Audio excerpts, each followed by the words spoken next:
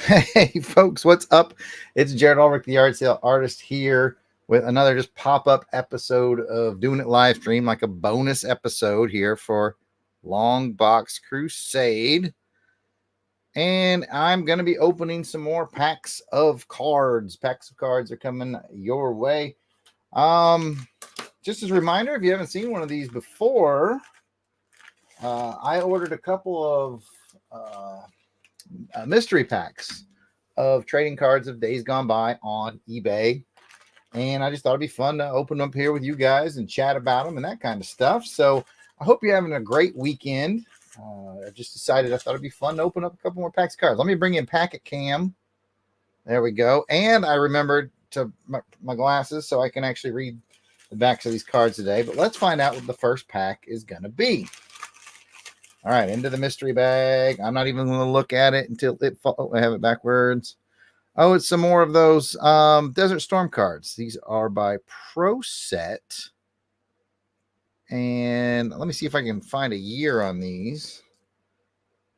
My aging eyes. 1991. All right. So let's open these bad boys up. Hope you're all having a great day out there. I want to say hey to Heinz. What up, Heinz, in the chat?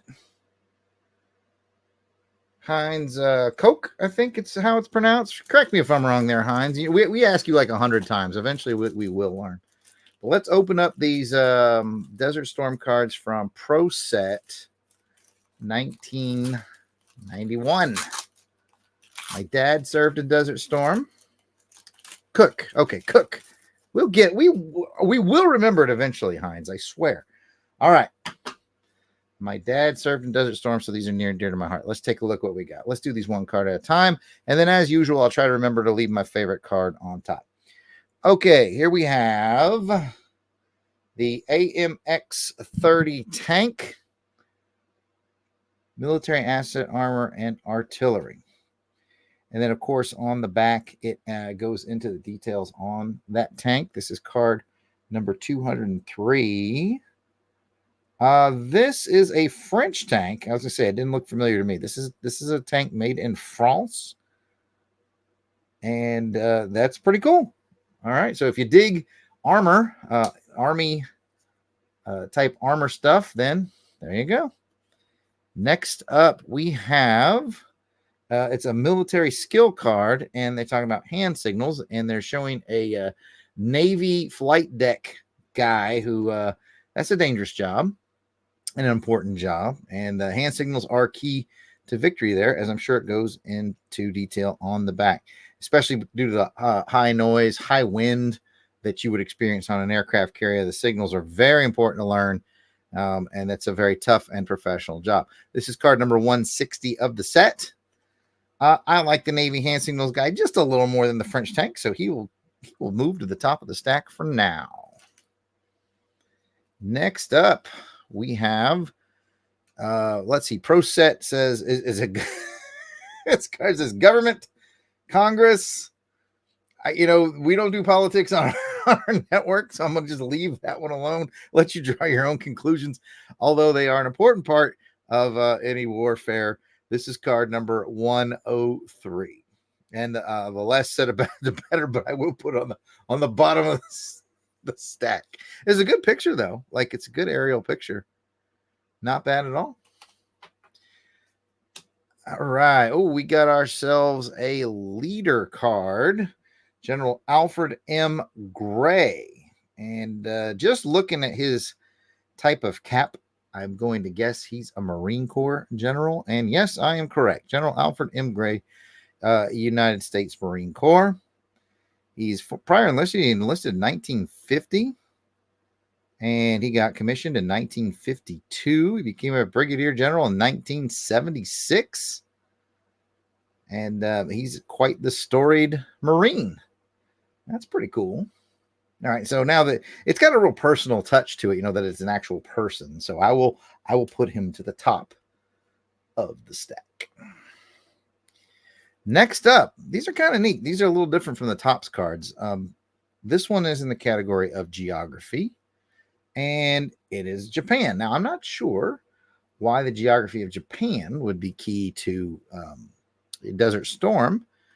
From these are 1991, but let's flip it over and take a look. It's card number 28. It says one of the leading industrial and economic powers of the world today, Japan has recorded history of more than 2,500 years. Since World War II, Japan has become a leader in technological production, especially electronics and automobiles. It's still true to this day.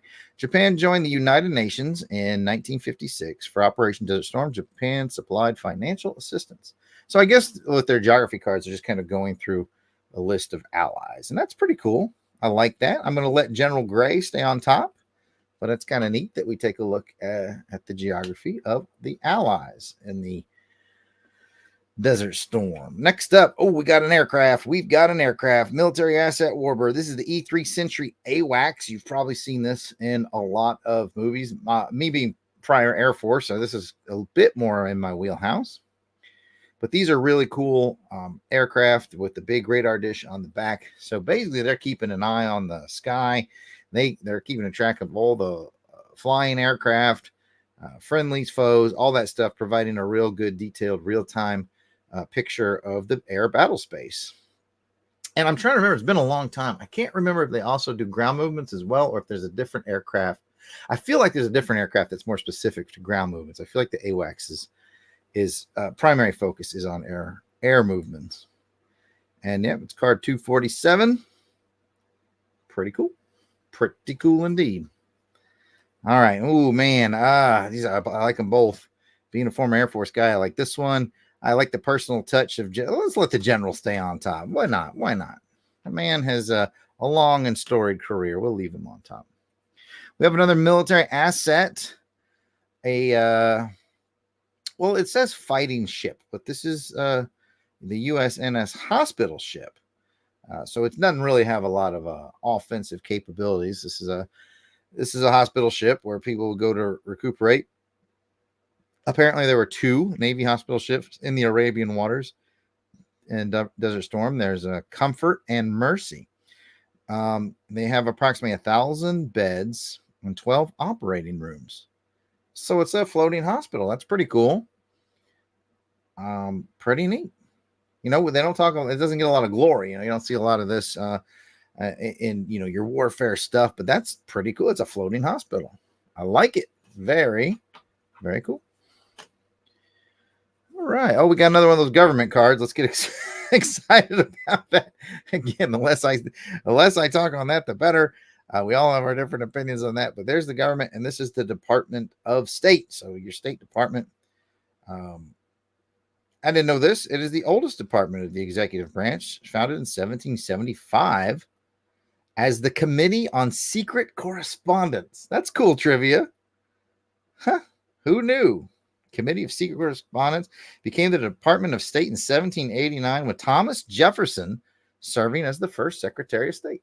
Things you learn on the back of Pro Set Desert Storm cards. Pretty cool. All right, let's see. Got another government card here. United Nations Organization. The old UN. There's the UN flag. It's card number 97. There's a lot of little print there that I'm not going to try to read. You probably can read it better on your screen than I can with my eyes. But there is the United Nations. All right. And one final card in the pack is a geography card showing the location of Libya. Libya. Just west of Egypt. And there's Libya's flag, which if you didn't know, it's just a solid green flag. And, it starts over the things you learn. It starts with another interesting fact. Libya has only 1% arable land, but is blessed with oil, its major export. Only 1% of arable land. That's amazing. And as a lot of people don't know, it talks about its principal trading partners include Italy, Germany, France.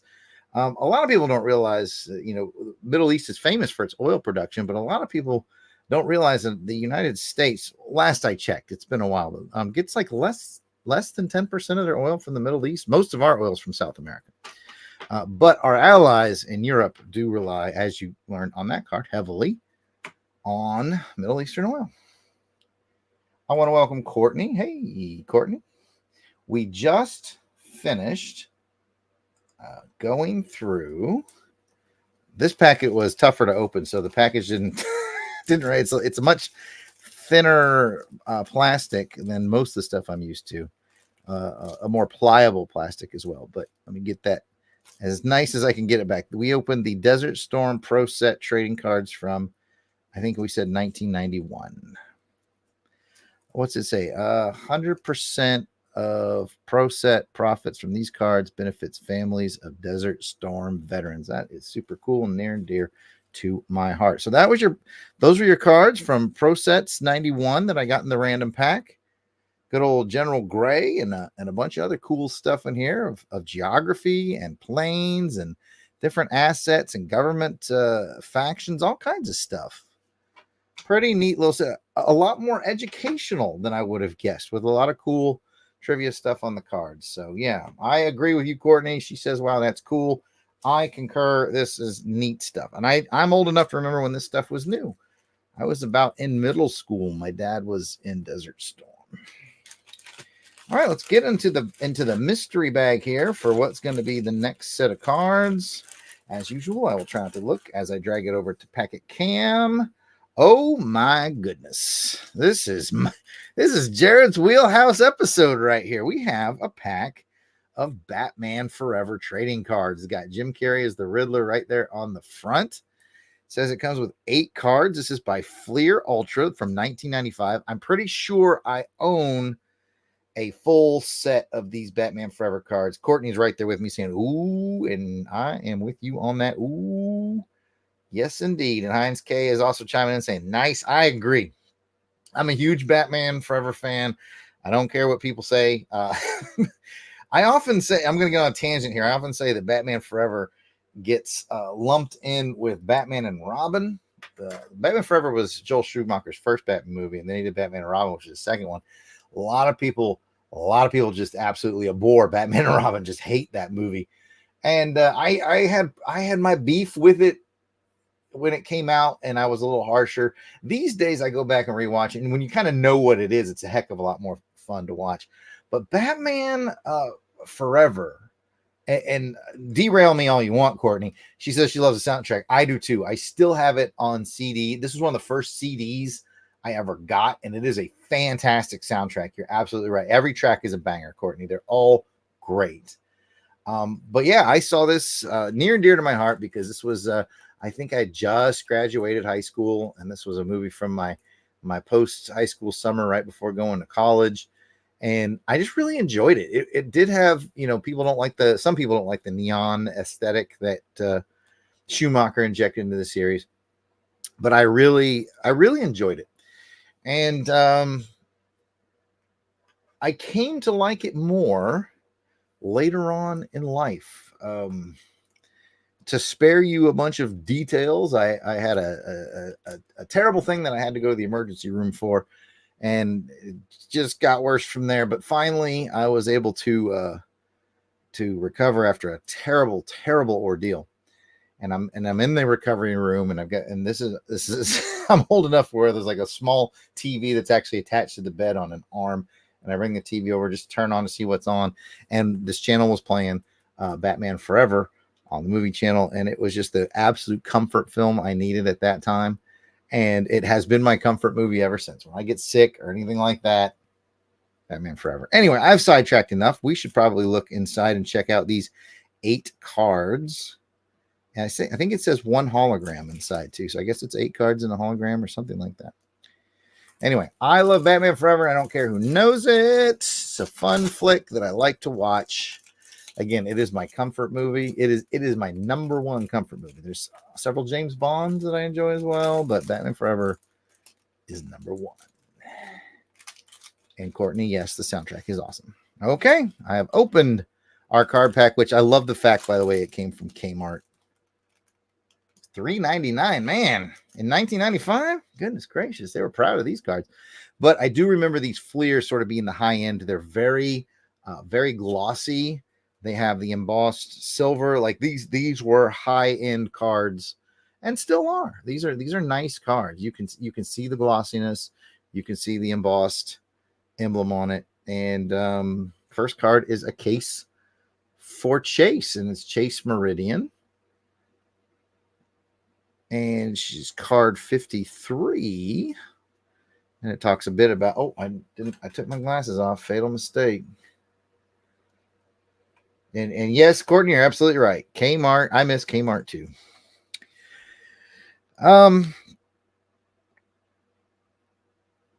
It's just a bit of information about Chase Meridian. Very cool. Very, very good picture of her. It says the photographer knew what they were doing. It's very, very pretty. And I'm trying to remember the name of this actress. She's been in a whole bunch of stuff. She's Australian, and she used to be married to Tom Cruise. And dang it, if her name just didn't fall out of my head. If anybody out there is watching, hit me in the chat and remind me of this actress's name.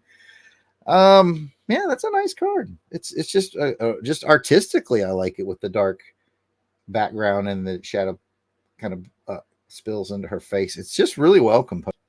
All right, this next card. Okay, this is interesting. This is Val Kilmer playing Bruce Wayne, and he is confronting his fear. Thank you, Courtney. Nicole Kidman. Why I couldn't remember her name, I don't know. But back to this card. Val Kilmer as Bruce Wayne, facing his fear in the form of a giant bat. Now, if you remember in the movie, this doesn't actually appear in the final cut of the film. There has been an online petition going on for a while now for people to release the Schumacher cut, which has some scenes, because if you remember, it's all about like the Riddler is peeking into Bruce Wayne's mind and seeing what he's afraid of. And there's brief glimpses of this giant bat, but there was actually a whole scene shot where he goes into his childhood and he confronts, as you can see here, the giant bat of fear that lives inside of him, not in the cut. It is here on the trading card, but you will not find this in the movie. So this is kind of a really cool oddity. And it is called Facing the Fear. Just as I said, card 107. And again, these Fleer cards, they have a good thickness to them, a good weight. The silver embossed for the emblem and the title on the card is really nice. So again, they were proud of it at $3.99 a pack at Kmart in 1995. But high-end cards, I'll give them that. And I think that is fascinating since it's a deleted scene, so it's going to become my top card. Well, apparently, we are going to stay on that theme of unreleased footage, because here we have Dream Terror. It is the same monster, just a headshot. It's interesting that they really leaned into this in the trading cut. Oh, I have two stuck together. Let me try not to look at this other. I'm not going to look. See what comes up now. All right. They really leaned into this in the trading card deck, these scenes that did not make it into the movie. So there's another one. Another really cool composition, well-centered. I like it how it goes, the blackness reveal from top left to bottom right reveals the giant bat that, again, he squares off against in his dreams. Doesn't happen in the movie, though. And there you go. This is card 47. I wonder how close it is in relation to this card. I can't remember. This is 107, so they're pretty far apart in the set. But yeah, trading card folks really leaned in on that deleted scene. The next one up is actually the hologram, and I don't know how well I can do getting that hologram to show for you. I kind of got it there. You can see it's Two-Face. That was kind of my best thing. Oh, that one wasn't bad. Hard for me to capture here on the packet cam, but it's Two-Face. There we go. Two-Face and the Riddler. Up to no good hologram card. Pretty cool. Hologram cards were like a big thing in trading cards, especially in the 90s. And there you go. This is 33 of 36 hologram cards. And like I said, I'm pretty sure I have a full set of these Batman Forever cards. I don't know if I have a complete set of the holograms, so I'll have to check to see. I might actually, quote unquote, need this card in my collection. Who knows? Who knows? All right, next up. This is the video game. Let's see here. It is a video game preview because I was like, wait a minute, this looks like the video game that came out. I remember they dropped a Batman Forever game on Super NES and the Sega Genesis. And this was in the time where Mortal Kombat was very popular. So I remember they used digitized characters for the games. The games, the play on them, the actual play control was quite difficult, and they just weren't that, they weren't that good. They're kind of a neat novelty to have. So I think I do own them both, the Genesis and Super Nintendo version. But they're not great games to play. They're more of a novelty for your collection. Courtney says that she also had that game. Very cool. I mean, when you're a kid, you fiddle around with it. It's kind of fun. And then as you if you get more into games, you realize, again, it's more of a novelty than a great game, but that's all right. On the back, we have, it's got a video game tip. Let's find out what the video game tip is. Somewhere hidden in the Batcave is a destructible floor which leads to the lower Batcave. Find it and get extra lives and power-ups to help you defeat Two-Face and the Riddler. So there you go. If you're looking for tips and tricks here on Longbox Crusade Network, we've got them for you. Our tips and tricks are only 29 years late. I think it's 29 years now since this movie came out. I'm going to start crying. There you go. Tips and tricks. That's kind of neat that they tied in the video game to the trading card set, though. I'm not going to lie. That's pretty cool. I'm going to keep on top, though. I keep forgetting that I want to keep on top what my favorite card is. And I'm going to keep with the director's cut, if you will, that didn't appear in it. Okay, if we didn't get enough of a gorgeous Chase Meridian as played by Nicole Kidman, which I now remember thanks to Courtney in the chat. Another great composition photograph. I mean, all these shots have been really high end. Again, $3.99 a pack at Kmart in 1995, but they give you the high end. They give you really nice photos of good composition. Again, talked about the emboss, the weight of the card, the gloss. These are nice cards. So there is the ever lovely Nicole Kidman once again as Dr. Chase Meridian. I think that's her official Chase Meridian card, which is number 24 in the set. Always like the color scheme of this movie too, with its greens and its blues. Just appeals to me. This whole movie appeals to me in a lot of ways. I know some people not so much. All right, 2 more cards. See, I still like this one, so he's going to sit on top. I remember this scene from the movie. It's the title of the card, cleverly enough, is called Right Hand Man, and it's Alfred. This is the scene where Alfred contacts Bruce to let him know that Master Grayson has borrowed the car, the other car. That's the point where Dick Grayson has stolen the Batmobile, and Alfred calls to let him know on his little video watch. How cool is that? Very Dick Tracy technology that eventually one day, smart watches we would reach. But 1995, that was crazy, insane Bruce Wayne tech. There you have it. This is card 26. And Alfred Pennyworth, indispensable fixture of Wayne Manor, just like it says back there. Very, very, very cool. Played by Michael. I don't know if he pronounces it Go. It's Gough.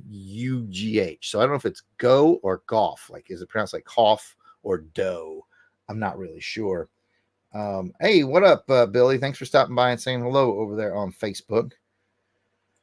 But what was fun about this actor that plays Alfred, and he's the only, I think he and Commissioner Gordon might be the only actors that played him in every movie from 89 all the way through. I think that might be true. All the way through the Batman and Robin. But anyway, we covered a Sherlock Holmes 1954 TV episode on here on the Longbox Crusade on one of our Saturday matinee theater episodes.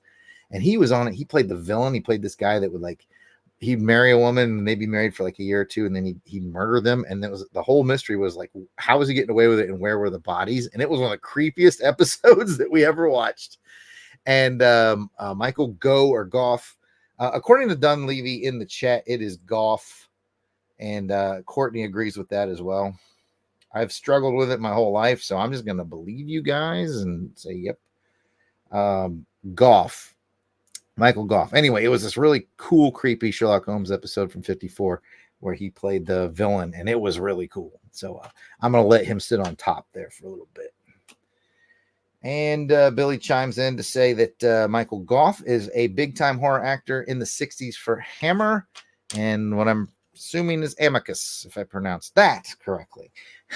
All right. Uh-oh, alert. This is our last card, and man, it looks like we might have saved the best for last.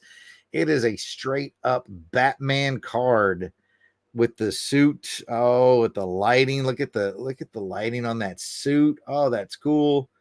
And the card is called Plagued by the Past. Oh, again, the quality of the images on this card. I mean, we've all seen movie card sets that are great. You know, like you can think back on your Star Wars set from when you were a kid, or if you're my age, or whatever.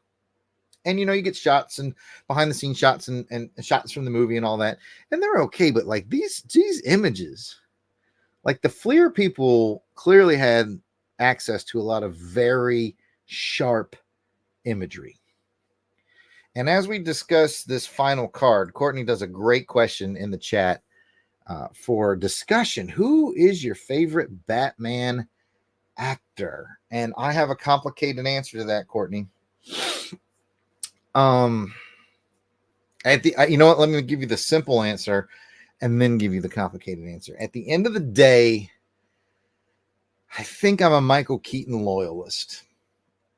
My more complex answer is I think that as far as in the suit and sort of the bat mouth, what you see below the cowl and how he moves in the suit and that, I really like Kilmer as seen in this picture. I think Val Kilmer in the suit may be the best Batman. Here's where I'm going to throw you another curveball. I think out of the suit as Bruce Wayne, I think I actually like George Clooney. I think Clooney's Bruce Wayne is excellent. But if I want a total package, Bruce Wayne and Batman in the suit, I've got to go Michael Keaton. Keaton's my guy. Always will be. You know, got hooks into me in 89. Now, that's no slight on anybody else. I'm actually really big on Affleck. I think Affleck's Batman was really cool. Kind of underrated or maybe drugged down by a lot of the hoopla around the whole Snyderverse and whatever. But like, if you could sort of disassociate his performance from the Snyderverse, I think Affleck did a really bang up job. Every time I think of him as an action Batman, I think about him in Batman versus Superman and the scene where he goes to save Superman's mob from like that whole gang of bad guys. And he just fights the whole gang. And I think it was like a great action scene. I can't remember if it was a one camera shot or what, but it was awesome. And then I think Affleck's Bruce Wayne is really good as well. So I don't have any ones that I don't like. Like, I like Christian Bale. I think everybody's done pretty. I didn't think I would like the new guy, Robert Pattinson. I didn't think I would like him as much. I think he's a fantastic Batman in the suit, especially a young Batman in the suit. I think as Bruce Wayne could use a little work, but maybe not so much on the actor, but the writers. This is just Jarrod's opinion. I just found him to be a little like emo Bruce Wayne, like talking to Alfred the way you're like, you're not my dad, you know. I was like, that doesn't sound like the Bruce Wayne that I know, you know. And that's not really on Pattinson as so much as is the writers. But like, I think the point I'm trying to make is I don't think we ever saw him with the Bruce Wayne mask on, you know, the businessman, the kind of cocky. He was almost Batman with and without the mask. He's kind of moody all the time. Anyway, long answer to your simple question, and I'll bring it all the way back to agree with you, Courtney. If I had to pick one, I'm going Michael Keaton. Who knew that this one card would spark all this conversation? Anyway, let's flip it over, and this is card number. Did that thing again where I took my glass off. I think it's 15. You guys might have to tell me. Yeah, it's 15. What a striking image. And it definitely is going to be my favorite card of the pack. I think that suit looks fantastic. I love the lighting. Again, all these images are so sharp, clear, well balanced. You know, I look at them with my artist eye, and I like every one of these. very much. So the kudos to the people of Fleer, even though you were charging $4 a pack back in 1995 at Kmart. Your quality is undisputed, all the way from the image to the cardstock itself to the gloss to the embossed titles and symbols. That is a good looking collection. Take a bow, Fleer. I think out of all the cards that we've done, and I have them here off screen, I have this. This is the whole stack of cards that we've done. We've done some. We did Desert Storm from, I think, Topps. Yeah. We did Indiana Jones Chronicles from Pro Set. We did Plasm cards from Defiant. We did X-Files cards, Hyborian Gates, Hunchback of Notre Dame, Pocahontas, Maverick the movie, which that was news to me. I didn't even know it had cards. The Marilyn Monroe card set, and the VR Troopers. We've done all these, and there's some really nice cards in there, but in terms of quality, I have got to give it up to this Batman Forever set. These are just really great cards. Like I said, I think I have a set of those. I need to double check that, but I'm pretty sure I do. And that is going to wrap up this particular episode of Doing It live stream bonus random trading card packs. I still have, feels like 3 or 4 more. I'm going to seal this back up so I don't feel tempted to cheat. Could be 3, 4, 5 packs in there. I don't know. And then I have another unopened pack. So plenty more of these episodes to come. Plenty more to talk about. Yes, Courtney, there are Pocahontas trading cards. As I found out, I knew that one beforehand because my wife collects them. She's collected them back when they were new, and she has a whole set. So again, that's it. If you would be so kind, and thank you to Billy, Courtney, and Hines who stopped by to chat with me. It's always fun to have people to talk to while I do this. And if you would be so kind, if you're watching this and you enjoyed this this little bit of silliness in your life for today, go ahead and give us that like, and we'd love for you to subscribe to us on YouTube. We're not trying to take over the world or anything. We enjoy our little family that we have grown. With that, you can see, I'll get it. You can see I am at Yard Sale Artist. If you want to chat with me on the X, the Facebook, the Instagram, it's all at Yard Sale Artist. You can check out my artwares at www.theyardsaleartist.com. And most importantly, check out Longbox Crusade, whether it's on your favorite podcast catcher, or if you want Longbox Crusade here on YouTube is great. Our social medias are on X and Facebook and Instagram as well. It's all at Longbox Crusade. We'd love to hear from you and include you in our conversations. So thanks again for everybody who stopped by to say hello. And I'm going to act froze and catch you guys on another day.